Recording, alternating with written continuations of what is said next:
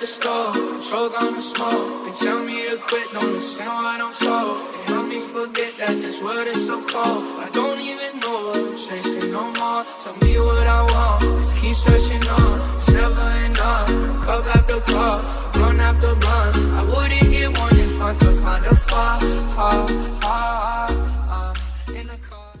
Ladies and gentlemen, welcome in. We are in a special edition tonight here on the Pigtown Sports Show. We're going to try a little bit of Ravens content, and I have a special guest with me here tonight, a Ravens guru, Matt Trigger. Matt, how you been, buddy? What's going on, Zach? Thanks for having me, man. I appreciate the word guru more than you know. Definitely, man. Definitely. We've had a lot of offline conversations about the Ravens this year, so it'd be kind of good just to get on and just chat and kind of pick your brain this year to see where do we think the Ravens are going to go. I see a lot of people high praising the Ravens this year, and probably rightfully so. I personally, I think this is the most talented roster in the NFL. What do you think?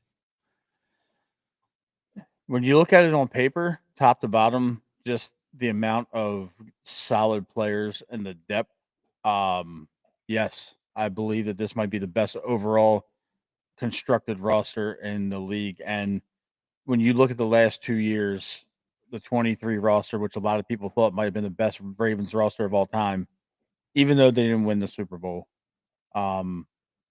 This one's special. And mainly it's because of the upgrades in some of the places that we've um taken, steps to improve. Wide receiver 3 going from Aguilar to DeAndre Hopkins, and free safety going from Marcus Williams to Malachi Starks. I know he's a rookie, but Marcus Williams, for the most part, underperformed about 85% of the time that he was here. And it looks like a better move in hindsight because not long after we drafted Malachi Starks, our Darius Washington tore his Achilles prepping for the season.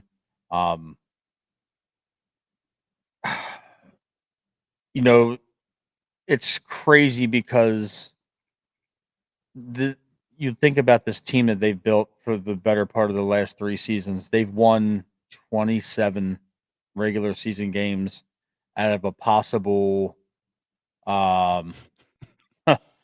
34. You know what I'm saying? Yeah. What's up, Drew? Good seeing you, man. It's insane to think about because nobody really thinks about like the overall season to season progress. They just worry about the end game, which is the Super Bowl, which is completely understandable. But DeCosta's done a really good job of building this roster, and it's a testament to his overall talent as our GM. The fact that 3 undrafted rookie free agents made this team, Right. and he went out and found these guys, and I'm gonna give him some credit for Lowry and Martin more so than Higgins, because the secondary looked like it was really hard to crack. I didn't think anybody Yeah. was gonna I didn't expect Jalen Armour-Davis to get cut. I mean, I know that he's been banged up a lot since he's been here, but TJ Tampa and Chidobe Awuzie and That's a big upgrade. signing Jair Alexander and then returning Marlon and Nate, and it's like, where are you fitting these guys in? I know that they're going to be special teams guys, but they played their asses off and they made this team. And I'm going to go out on a limb and say Jay Higgins is our starting inside linebacker next to Roquan by, I'd say, week 10. Maybe. Think so? Yeah. You think, are they going to start Simpson? They are. It looks like what they're going to do now is they're going to start Simpson next to Roquan. But I think things changed a little bit when Ardarius got hurt because they were going to run a lot of 2-high safety with Ardarius and Malachi in the back end, and they were going to kind of have Kyle play more in the box again. Yeah. And that takes Simpson off the field by default. So, True. Yeah. So I think the injury changed things. Simpson looks the part. He's big, he's strong, he's fast. But there's a disconnect in what he's seeing and what he's doing. And it's obvious. And Daniel and I talk about it on our show a lot, where it's got to be a mental thing because he's got the physical ability. He's a physical specimen. He's 6'2" and about 240 pounds, and he runs under a 4.5. In today's game, that's an elite. Yeah. That's an elite, metric linebacker, especially on the inside. And playing next to Rowe, you should look a lot better. It did wonders for Patrick Queen because his metrics fell off insanely. His first year in Pittsburgh last year on Pro Football Focus, he finished 129 out of 189 in overall metrics for inside linebackers. And then they ranked him top 100 player this year. Yeah, I mean, but that's a popularity contest. At the end Yeah. of the day. That's all player voted. Yeah. So I take that with a huge grain of salt. Higgins reminds me of the ilk of Zach Orr and Jameel McLean and to a lesser degree Bart Scott, because he's one of those guys that just plays with grit. He's a hard hitter. He's a sound tackler.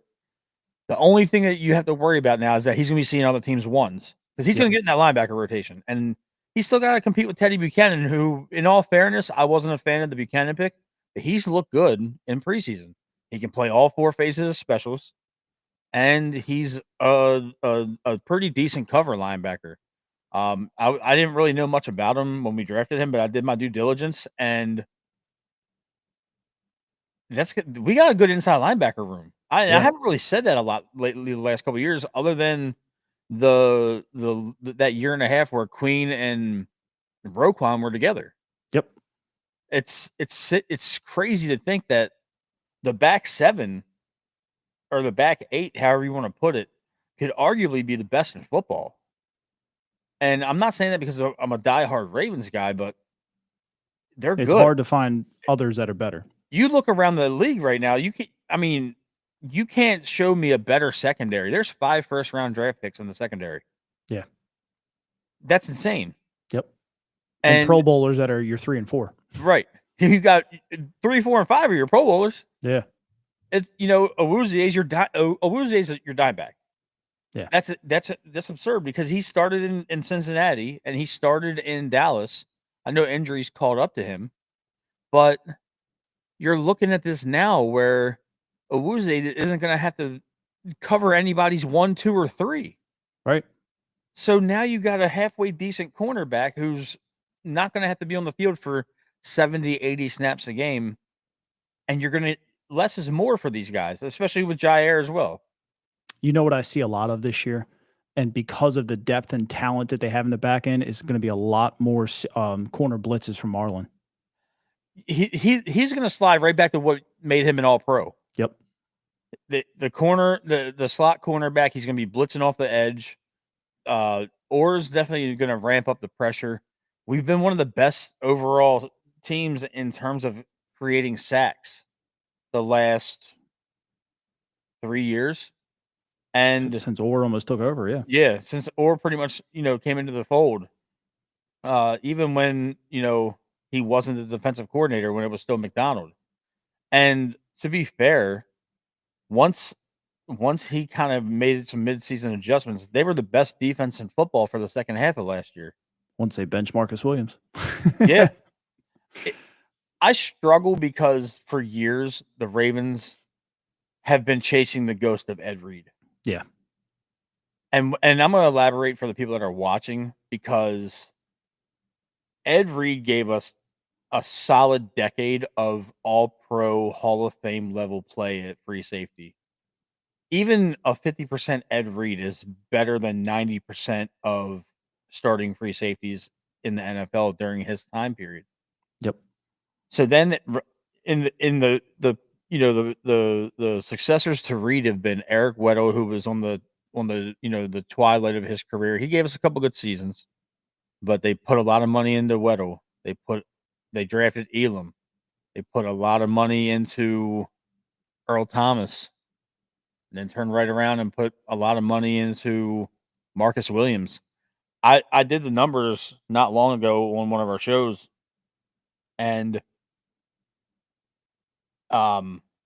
We've put $150 million into the free safety position alone in free agency since Ed Reed left. That's terrible. And our return on investment has been not a so whole good. lot. I mean, Weddle was decent that first year, but we haven't sniffed a Super Bowl since Reed left. And for a while we were chasing the ghost of Ray as well. After Ray retired in 2012, you drafted Arthur Brown, right? Arthur Brown, C.J. Mosley. They brought in Darryl Smith on the tail end of his career. There was, Patrick Queen and all these guys that came along. And then finally you had Eric DaCosta did what Ozzie never did, and he traded draft picks. Yep. He went out and got Roquan. And for the most part, Roquan's been a fantastic return on what's going on. Yeah. With this team. I've been overly critical of a lot of things, and I think it's just because of our lack of postseason success the last 2 years under Harbaugh. Because if you want to be real about it, we should be going for our third straight Super Bowl. Yeah. Objectively, if you look at our roster the last 3 years, we have had top to bottom one of the best teams in the NFL since the start of the 2023 football season. And we have nothing to show for it. And one thing that made me kind of really get pissed with Harbaugh is in the press conferences earlier in training camp where he said he didn't believe in Super Bowl or bust. Buddy, you need to. Yeah. We're now inching farther and farther away from his last Super Bowl. 13 years, right? This year? It'll be 13 years this year. And for a franchise that's been around 30 years, we had 2 in our first 96. Yeah. In our first 14 years of existence, we had our first 16 years of existence, we had 2 Super Bowls. And now you're creeping up on that 13 years since we've held the Lombardi, and you've arguably had the best team in the NFL the last 2 years. Mm-hmm. Derrick Henry was 31 years old last year and almost ran for 2,000 yards. Yeah. Lamar Jackson had a 10-to-1 touchdown to interception ratio. One of the best all time. One of the best all time, while almost completing 70% of his passes. I believe he was around 68%, which is towards his career high. Almost broke the passer rating record too, didn't he? Yeah. And then Buffalo still leaves a bad taste in my mouth because a lot of it was fundamentally sound football techniques and coaching that just went out the window. It seems like it always is every single year. Now, 2023, I blamed Harbaugh because he tried to outcoach Andy Reid at his own game, and he failed spectacularly. Yep. You had the best rushing attack in the history of the league to that point, and you ran the ball 6 times in the AFC Championship game. Maddening. Don't even get me started on it. Yeah. And then last year, I understand Buffalo in January, the snow, the ice, the bitter cold, the elements played a huge part in that game. Zay Flowers not playing in that game really hurt us because Bateman got hurt. Bateman got hurt too, right? No, likely finished the game. Okay. Yeah, because he caught that last touchdown before Andrews. That's right. Had the drop, and now you go and you fortify wide receiver. You bring back Tylen. You bring back Rashad. You give him an extension. You bring, Zay's back still on his rookie deal. You've replaced Aguilar with DeAndre Hopkins. You draft LeJontay Wester, who is going to be your return man. Keaton Mitchell is now a full year and some change removed from his non-contact knee injury where it looked like he blew everything out. And then you have all 3 tight ends coming back. Eventually. Yeah. My biggest problem is that they didn't address the interior offensive line in free agency or the draft.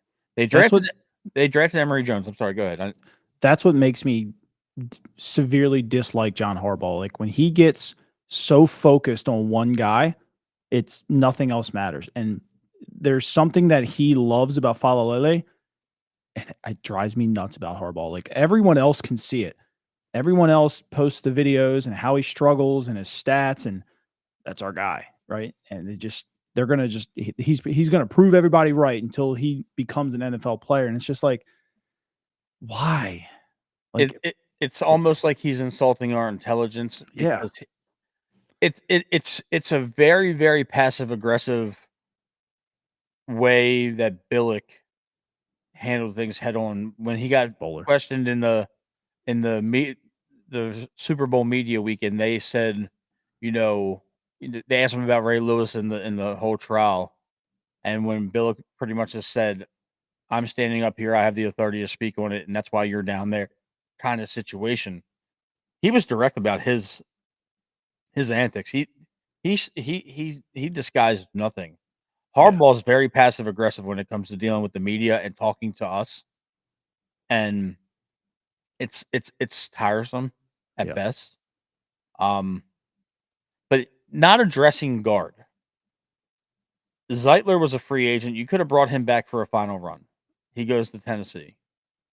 You don't re-sign McCary, and honestly, 3 years, $38 million. I wasn't giving McCary $11 million a year anyway, because as the old adage goes, if you play all 5 offensive line positions, you don't start at any of them. Yeah. When I only played high school ball, but I played one position. I played left guard, and that's all I took reps at in practice. I never learned tackle. I never learned center. I never learned right guard. I stayed in that same position for 3 years, and that tells you everything you need to know just from a logic standpoint. McCary, it was too light to play guard. He was too short to play tackle. He was too light in the ass to play center. He was good at filling in periodically for all of those, but this is the AFC North. You got some hosses on the defensive line in all of these other teams. Cincinnati had DJ Reader for a while before he went to Detroit. Cam Hayward in Pittsburgh. Now you got the kid Mason Graham in Cleveland, and for the last couple of years they had some heavier guys in there. Danny Shelton, who was like 6'4" and close to 380 pounds at nose tackle. To not draft a guard in the first 2 days is almost like Crazy. it's almost like willful ignorance. Yeah. I get the Mike Green draft pick. I get that because you got a top 15 talent at 59. 100%. Or 54, whatever the number was. Yeah. You can't pass that up. They must have done their diligence to draft him knowing what was going on with him in college off the field, because they've stayed away from character flaw for the most part. And then you go get Emory Jones, and he hasn't touched the field. If you look at his college tape and you look at his metrics, he's going to be good, I think. He's going to be a good football player. Yeah. But did they draft Emory Jones to transition to guard, or did they draft Emory Jones to transition to right tackle? So when Stanley ultimately leaves in a couple years, they slide Rosengarten to the left side, and then Rosengarten and Emory Jones are your bookend tackles for a while. Maybe both. It might be, but the thing is, in the history of the Ravens, I only can recall 2 offensive linemen that were successful where you had him at guard or tackle, and that's Jonathan Ogden. He played his rookie year at left guard. And then Marshall Yanda was an all-pro at right guard and right tackle. Yeah. Those are 2 exceptions to the rule. Most guys can't handle that because of personal preference, because of money and optics and all that. So to me, that is negligence because you're going with Voorhees, who got hurt and lost his job. If Voorhees was good enough to start for us last year, when he came back from injury, he should have taken the job back from McCary, but he didn't. And Voorhees hasn't been healthy since his junior year at USC. That's a problem. You got an all-pro left tackle, you got an all-pro center, and you got a Pro Bowl level right tackle.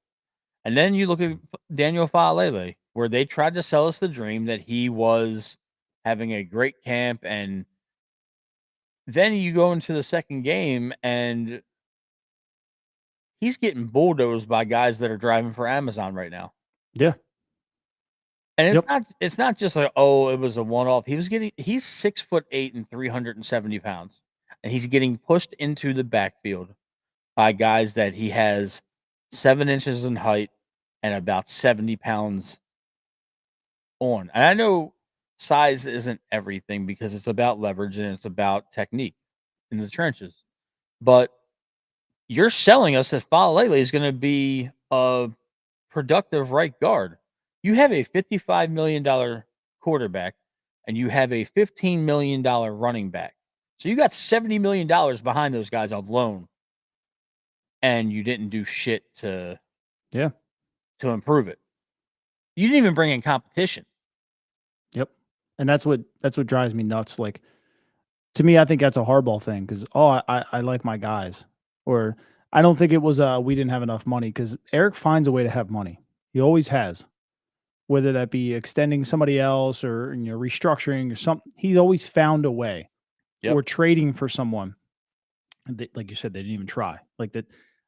That's got to be a hardball thing because if Harbaugh walked in that offense and says, "I need a left guard," he's going to be presented with a left guard. We all know that. It's just a little thing that drives me nuts with John. Yeah. I know that we've kind of went down the rabbit hole with a lot of this, just overall for the last couple of years.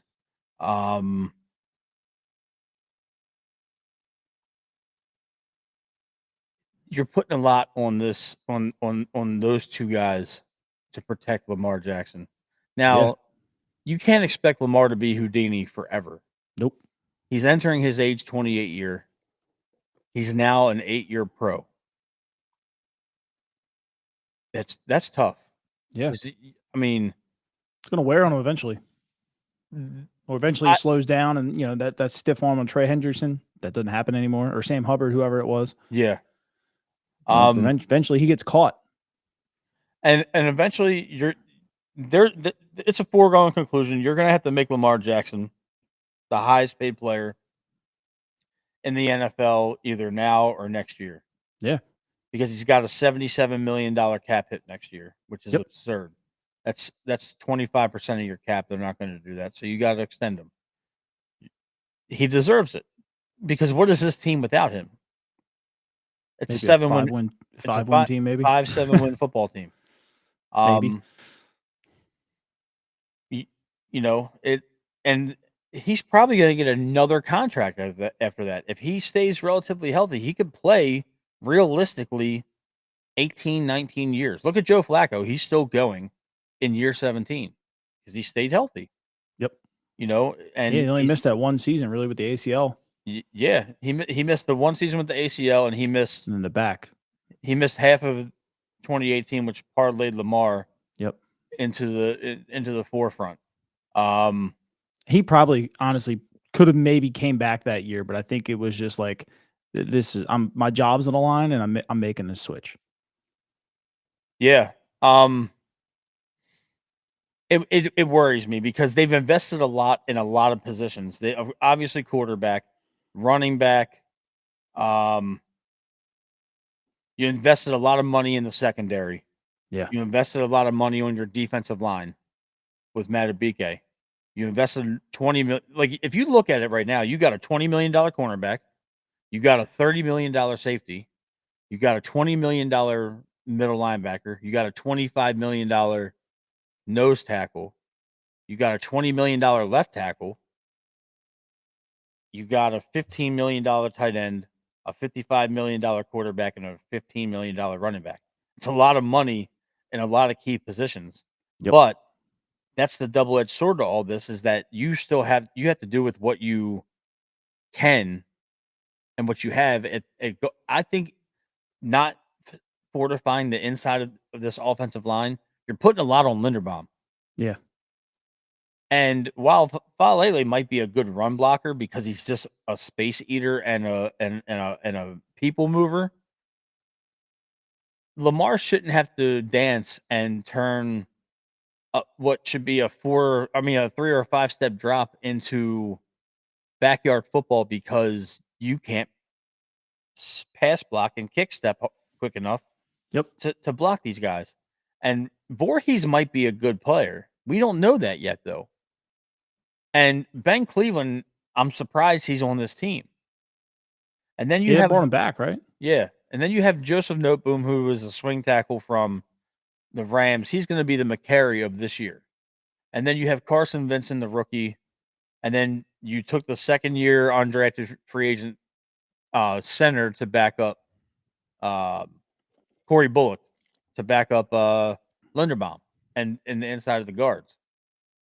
That's dicey.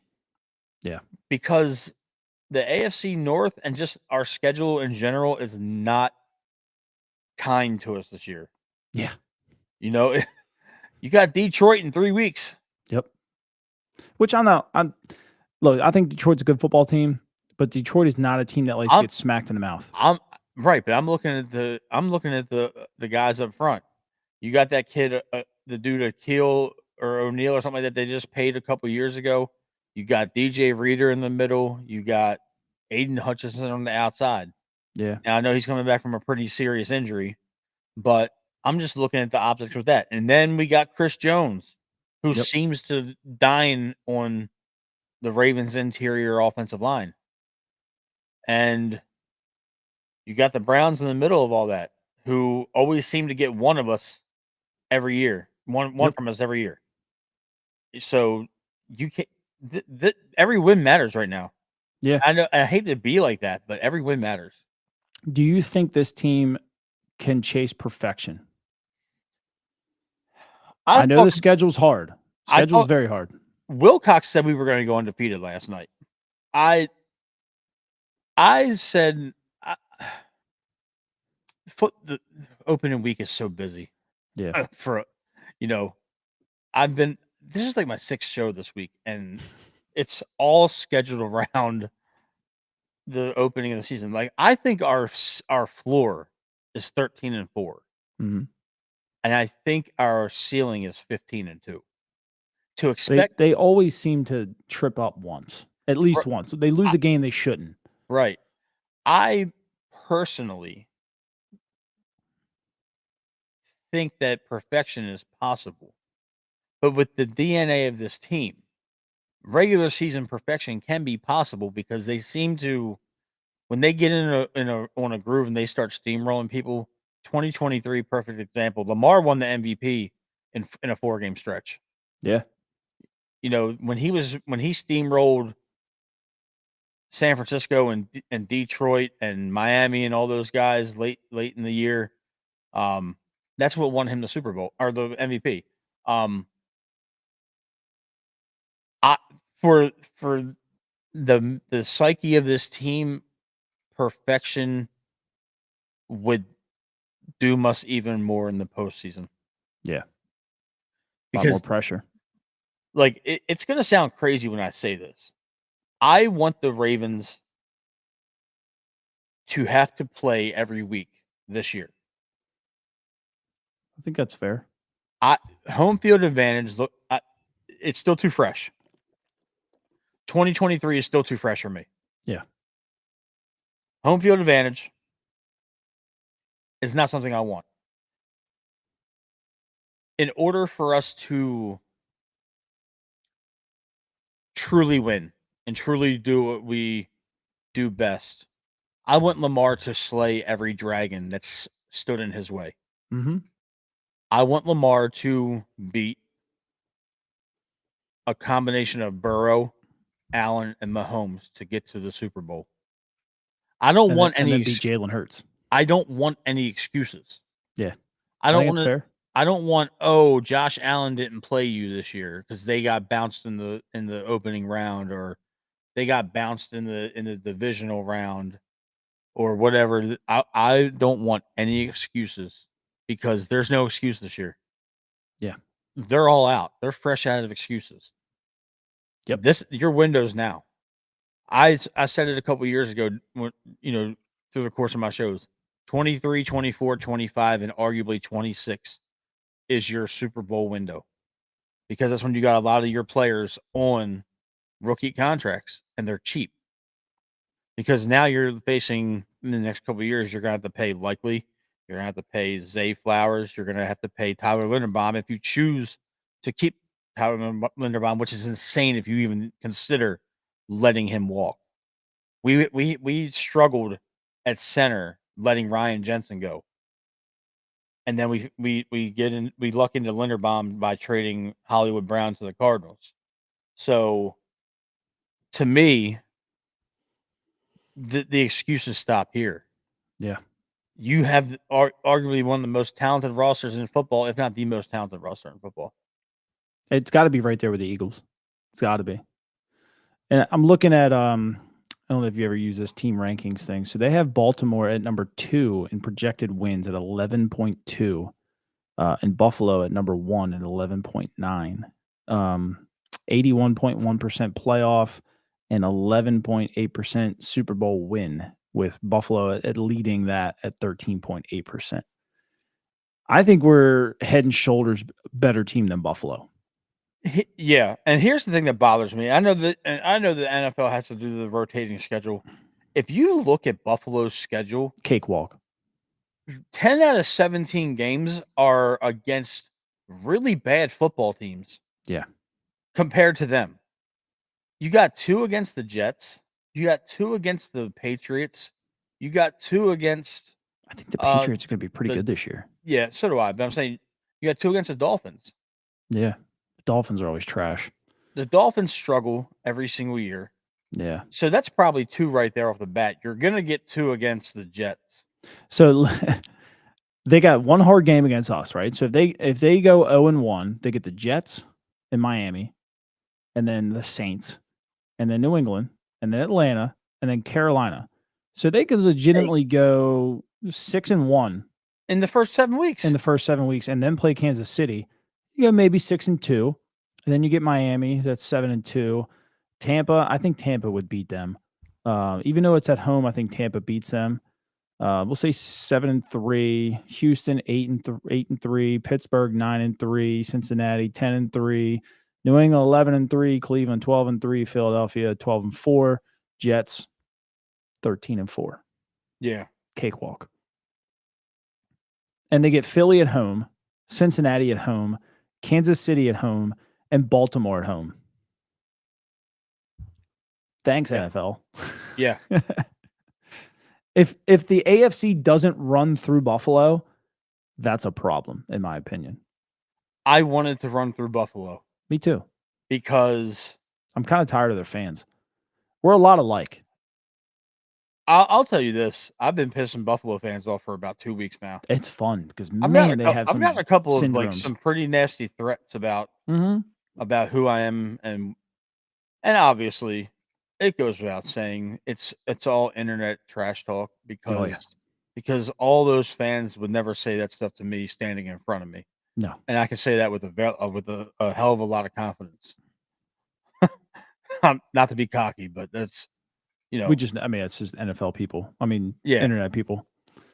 I want to go into Buffalo, and I want to take their souls in the sense that I want it to be the last home game of that shitty stadium. Yeah. And the memory to be Lamar Jackson holding the Lamar Hunt Trophy, getting ready for Super Bowl 60 in San Francisco. That's what I want. Yeah. I would never ask for anything else in this life other than an It would be Orioles great, wouldn't it? other than an Orioles World Series. I want to see us break Josh Allen's heart. Yeah. Again. And go to win it all. Nate Geary from Buffalo Radio, he's easy to make upset. Yeah, a lot of them are, Drew. It's crazy. They are a very sensitive fan base. And I'll say this, they're cocky for going 0-4 in 4 straight Super Bowls and then never winning shit since. Let's They haven't even made a Super Bowl yet. Let's just be real about it. Buffalo is benefiting from a complete and utter unwinding of the New England Patriots dynasty. Yeah. They are benefiting from Belichick losing touch with what he made him great. Yep. And no Tom Brady. You only have to deal with Mahomes once or twice a year. You have to deal with Brady twice a year, every year. And they've ran that division for our entire childhood, pretty much. That's a good way of putting it right there. Yeah. All right, so let me pick your brain here. So in 23, they were the 4th best offense with 27.7 points a game. Okay. 24, they were the 3rd best offense at 30.1, so almost a 3-point swing. What is your prediction for 25? Do you think they lead the league, and do they get over 31 points a game? I do. Because this offense is high octane. Yeah. And I'm not saying it because that's my team. That's our team. Like, these dudes they're going to be pissed about touches on this. I also think the defense is going to be so good. They're going to start generating a little bit more turnovers as well and scoring points a little bit more on defense than they did last year. I think there's going to be a couple games this year where we might put up a couple 50 burgers on some people. Yeah. I think Lamar sits out, I'm going to say at least 4 fourth quarters. He's probably going to miss a game and a half equivalent by sitting out in the final quarter. Yeah. Hopefully. I think that they have an opportunity to probably score close to 33, 34 points a game this year. That's what Detroit did last year, 33.1. Yeah. And I think they're a better offense. Yeah. If you stack us up, I think the only thing they have us beat with is Amon-Ra as a wide receiver 1. Yeah. Yeah. Because I would put Bateman over Jameson Williams as wide receiver 2. I'm taking Andrews over Laporta. Yeah. And I'd take Likely over Laporta, honestly. Yeah. I mean, that could be argued. I just think Likely's really underrated as far as the blocking game goes. Like, everybody wants to look at, what you do as a receiving tight end, but he does that with ease, and his there's no tight end in football who's as good as him in the open field. When he gets that ball and turns his shoulders towards the end zone, no one is better. But he's so good at blocking too. It's such an underrated part of his game. And I think likely missing the early part of the season is going to really give us a chance to see what we got in Kohler. Yeah. Kohler's been lost in this shuffle. Even though he's a great blocker, dude can catch and run. I think Kohler's going to work that middle that Mark Andrews did for a long time when he was younger. That's Dennis Pitta right there. Yes. And it's going to allow Mark to kind of stretch the edges a little bit more and run them seams that he's slow. He's slowing down, but he still can beat a guy off the line and get down that seam a little bit. Andrews does his damage from the seams to the sideline. Yep. He's good. He's good from the numbers to the sideline. That's his bread and butter. It always has been. Yep. But I think Kohler's going to do some damage over the middle. Me too. Because to be quite frank with you, Buffalo is a severely undersized defense. I don't care what anybody says. When your linebackers are 6'1" and 230, and they're missing half their secondary. Yeah. This weekend, aren't they? And their kicker. Yeah. It's bad enough to where they had to sign Jordan Poyer back to play this week. Yeah. And he didn't play at all in the preseason. So they were giving up 21.6 points a game last year. I think that defense is going to be giving up around 23 to 24 points a game this year in Buffalo. Yeah. Baltimore gave up 21.2. I'm going to say this year they're going to be sitting around those numbers are 20.5. The first half of the season, those numbers are skewed. Yeah. I'll say 20.5 because, like we talked about, I think our offense is going to be so good. A lot of teams are going to score that garbage time touchdown. So the numbers aren't going to be as good as they should, but the overall number. But I think they're going to blow some teams out. That's fair. That's fair. Everybody gets garbage time touchdowns. But I was looking at some other stats too. Was it third down conversions per game last year? Buffalo was one of the worst in football. They were giving up 6 a game. 6 a game. You give Lamar Jackson 6 extra first downs this year or this game, he's going to put up an extra 14 points, I think. Yeah. As long as he doesn't make any stupid mistakes. The only thing I don't like about this is that they don't play their starters at all. I know, I hate that. And they always struggle. Because I feel like this is a Sunday Night Football preseason week 4. Yeah. Because the first half of football is going to be ugly. Yeah. We got to accept that. And this is for both teams. I'm not just talking about for us. It's going to be ugly. Yeah. You know, that's just the tough reality of it. So Buffalo gave up 21 first downs last year a game. 21. You let the Ravens have 21 first downs. You think they put up 40 points? Easily. Yeah. Baltimore last year only gave up 17. That's a big difference. And 4 first downs, a big difference. And I'm gonna bring up something I saw. I can't remember exactly who he was. He's a Buffalo Bills content creator on TikTok and Instagram, and he's been putting out propaganda that Derrick Henry isn't going to be effective because they held him in check. He used a reference point for like 7 games, where 5 of those games were as a Titan. As a Raven, Derrick Henry averaged 149 yards and a touchdown. Right. It's trying to like give. He was almost like trying to convince himself that they aren't in trouble. I do it all the time in baseball. Yeah. But if there's anything that should scare Buffalo, is Derrick Henry's coming out party last year was against them. Yeah.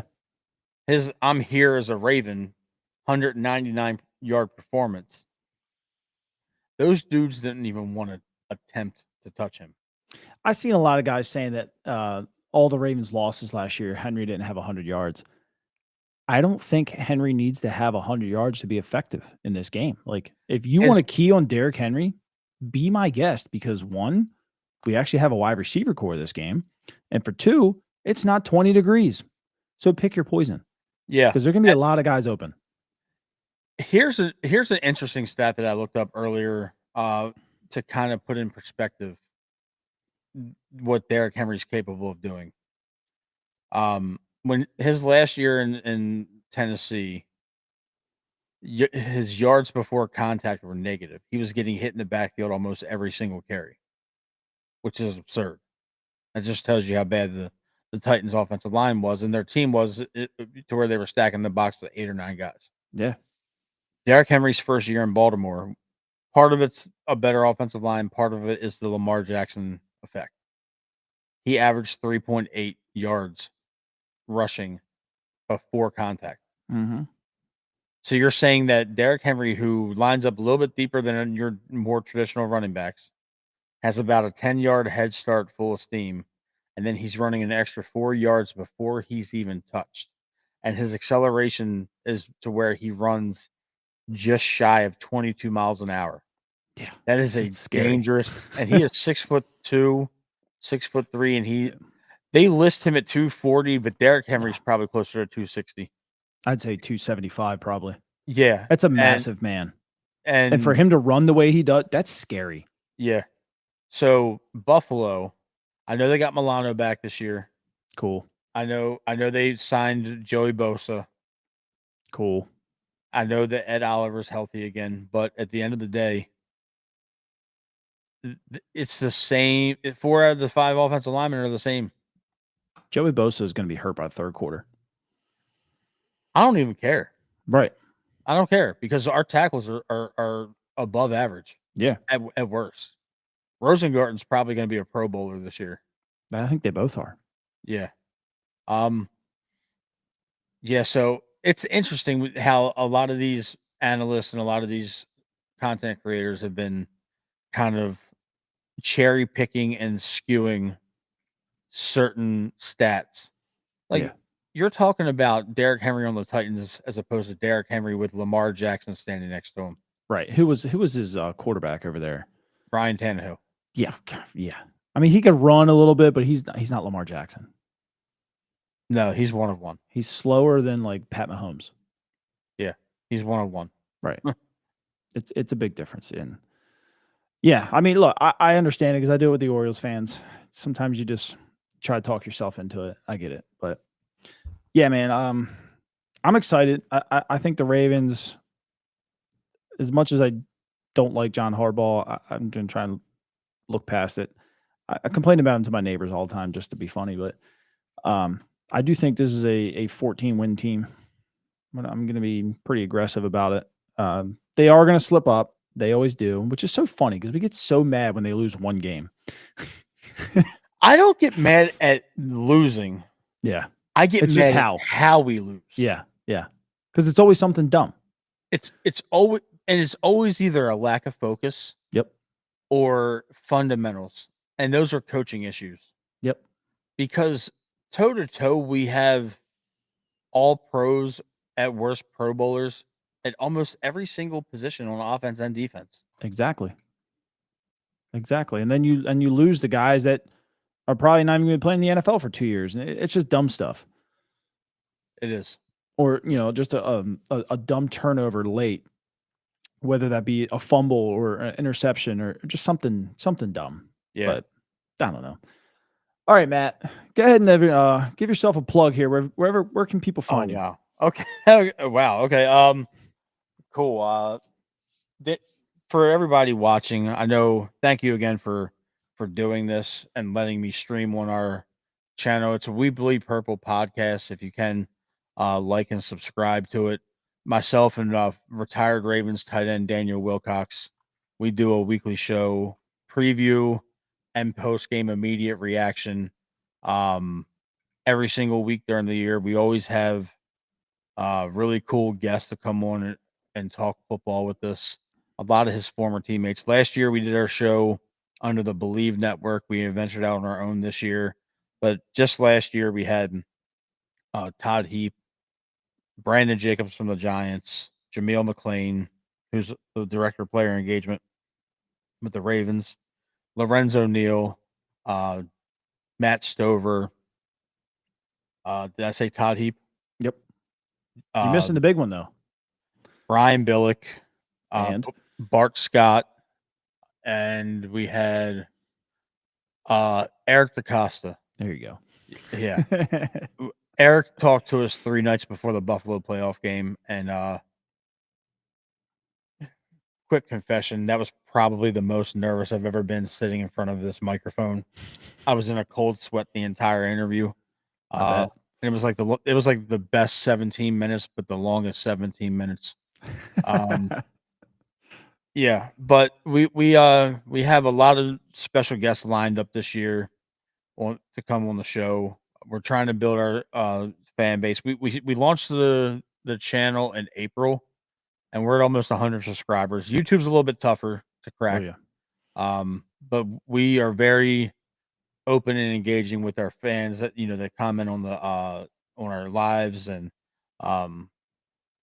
it was really cool because the Ravens had a booth at the Maryland State Fair this past weekend, and Wilcox and Evan Oglesby, the former defensive back we had, they were asked to come sign autographs, and they actually came and crashed my fantasy football draft at Fraser's down in Hamden, and that was really cool. I actually got to hang out with Wilcox and Oglesby, and it was a real cool experience. But We Bleed Purple podcast is really our main hub on how we stream to you guys live, and we're trying to get to 100 subscribers by Sunday.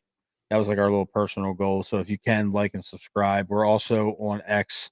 I'm at mtrigwbp. Wilcox is at Coach Wilcox. And then for Instagram, where he's the most active, it's Daniel.Wilcox, and I'm mtrig89. But thank you so much for letting me promote that, man, because Yeah, man. How often do you do shows so people know? it's a little touchy. Like in the off season, we kind of do it. We were kind of doing it like once a week, maybe once every 10 days, just to kind of like, figure out a schedule. But now with the regular season, we are twice a week. There you go. Pre-game, our game preview, and then post-game immediate reaction. So we'll be live twice a week, and barring any injury news or trades or free agency scoop, we'll do a short.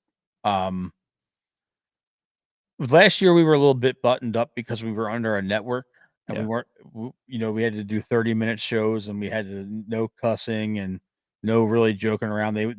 We got a lot of phone calls and text messages about what we were doing. They wanted us to stick to just current Ravens, and having a lot of Wilcox's former teammates on the show. They told a lot of stories and a lot of personal relationships and a lot of things that you don't necessarily get to hear from, everyday Ravens podcasts. There's a lot of these out here. Yeah. And we're the only podcast for the Ravens or YouTube channel where a retired Raven is covering the team every single week independently. So I know Shannon Sharp has his global thing, but when it comes to strictly Baltimore Ravens with former players, we are it. Yep. All right, man. Well, yeah, definitely. If you guys please click the link, go on over there, drop them a sub. Like I said, twice a week. So I'm in there all the time. We can get in there and chat football and complain. We'll be live right after the Buffalo Bills game on Sunday night. There you go. I'll be in bed. Yeah. A lot of we have a lot of good guests lined up, a couple of recurring guests, a couple of people that we haven't had on yet. I'm excited about some of them. Yeah, this is going to be a really good season. So if you would like a surprise, you never know who you're going to see pop up on this show. Yep. So very nice. All right. Well, with that being said, Matt, what else you got for me today? Any surprises this year? Any off the wall things you think the Ravens are going to do, or a player? Not really off the wall. I believe that Clowney's going to be here in the next week or two. Okay. If I had to go off the wall, I would say the Ravens visit the signing of Christian Wilkins. Okay. Nose tackle. Even with John Jenks? I'm surprised he made the team. Yeah. It's not because he's a bad player, but right. He just wasn't very. I didn't hear his name a lot. Yeah. Well, but being a veteran, I mean, how much effort are you really going to put in? I'm my bold statement for this year is I believe Keaton Mitchell is going to eventually supplant Justice Hill, and Keaton Mitchell.